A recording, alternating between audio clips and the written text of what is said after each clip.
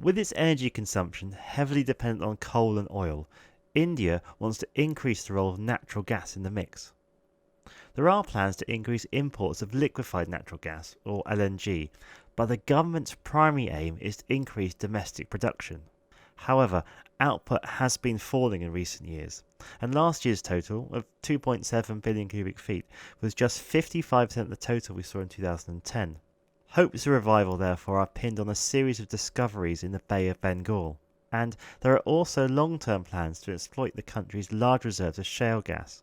But on this front, any significant output is going to have to wait until the 2030s.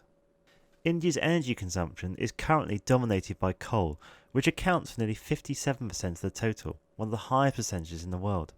Gas is down from only 6% compared to a global average of 24%.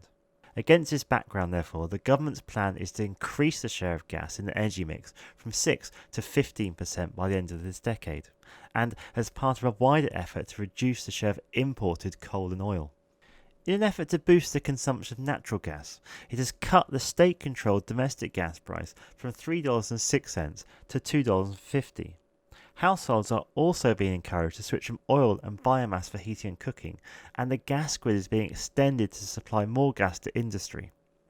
Domestically, India produces around 2.7 billion cubic feet, but must import an additional 2.1 billion, and this figure is set to rise over the next years in the absence of any significant new production in the short term.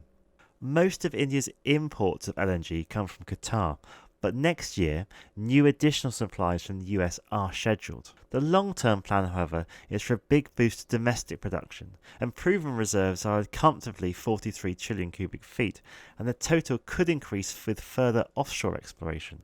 India's hopes of an increase in domestic production centres on a series of deepwater fields in the Bay of Bengal. This series, known as KGD6, is aimed to be developed by India's own Reliance Industries with a joint partnership with BP. The aim is to start production in 2020 with an output of around 425 million cubic feet, rising to 1 billion cubic feet by 2020. Some of the most optimistic forecasts project a doubling of India's output sometime after 2020, and the government has offered incentives to explorers by raising the price paid for deep-water gas discoveries. Having said that, the timescale for KGD6 nevertheless remains tight and could easily slip.